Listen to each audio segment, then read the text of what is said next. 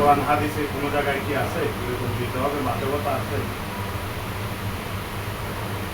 শুধু এই ধরনের বাধ্যবাধকতা শুধু কুরবানির বিষয় না। আপনি একজন থেকে একজন কিছুর জোর করে নেওয়া, চেয়ে নেওয়া, এটা কুরবানি ছাড়াও অন্য সময়ও কিনে জায়েজ নেই, এটা সম্পূর্ণ হারাম।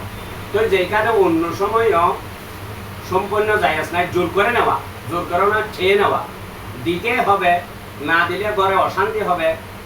এইবার বিবাহ হয়েছে, প্রথম বছরে গরু দিতে হবে এবং মহিষ দিতে হবে, অথবা যে না পারে ছাগল হইলেও দিতে হবে, না হলে কি হচ্ছে, অশান্তি হচ্ছে। সেই ধরনের চাওয়া পাওয়া ইসলামী শরিয়ার মধ্যে সম্পূর্ণ হারাম হারাম হারাম, এটা জায়েজ নেই।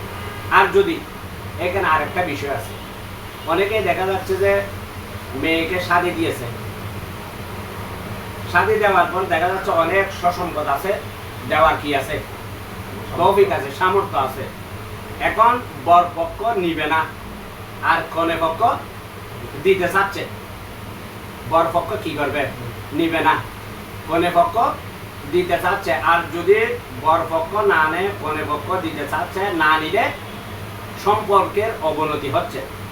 সম্পর্কের কি হচ্ছে, বিয়ে বলতেছে আমি নিব না, এটা হারাম।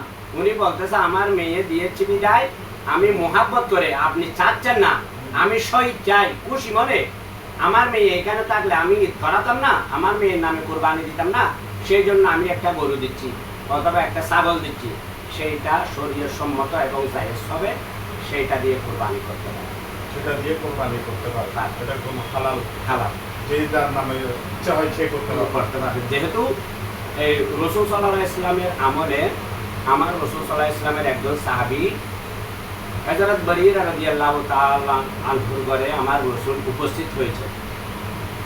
তখন রাসূল সাল্লাল্লাহু আলাইহি ওয়াসাল্লামকে মেহমানদারি করতে গিয়ে কিছু শুকনা রুটি দিয়েছেন এবং কিছু তরকারি দিয়েছেন, মাছ এবং গোশত ছাড়া। তো রাসূল সাল্লাল্লাহু আলাইহি ওয়াসাল্লাম ওইগুলোর সামনে দেওয়ার পর দেখা যাচ্ছে কি, আমাদের দেশে যখন চুলার মধ্যে কোনো মাংস দেওয়া হয় তখন খুশবুটা কি হয়, খুশবুটা বেরিয়ে যায়, আমরা বুঝতে পারি ওইখানে কি হচ্ছে, মাংস রান্না হচ্ছে। তখন রাসূল সাল্লাল্লাহু আলাইহি ওয়াসাল্লাম বলতেছেন, বরিরা আমি তো দেখতেছি তোমার চুলার মধ্যে মাংস সিদ্ধ হচ্ছে, তুমি সেইগুলা তো আমাকে দাও নাই, আমি তো দেখি নাই। তো বরিরা রাদিয়াল্লাহু তাআলা আমার রাসূলকে বলতেছেন, ইয়া রাসূলুল্লাহ সেইগুলা হচ্ছে সদকার মাংস। কিসের মাংস? সদকার মাংস।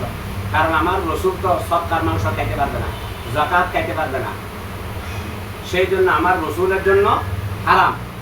সেই ক্ষেত্রে আমার রাসূল বললেন, লাকা সাদাকাতুন ওয়া লানা হাদিয়াতুন, এই বরিরা তুমি জেনে রাখো সেটা তোমার জন্য সদকা, আমি রাসূলের জন্য সেটা তুমি আমাকে যদি দাও আমার জন্য হাদিয়া হয়ে যাবে। তো সেই ক্ষেত্রে আমি বলতে চাচ্ছি, যদি কেউ মুহাব্বত করে দেয় সেটা জায়েজ, সেটা কি, এটা তোহফা, এটা কি হাদিয়া। আর যদি কেউ জোর করে দেয় সেইটা কুরবান হবে না, সেটা বরঞ্চ কুরবানি ছাড়া চাঁদাবাজি কি হবে, গণ্য হবে এবং লিপ্ত হবে, গুনাহ। শুকরিয়া আপনাকে, অসংখ্য ধন্যবাদ।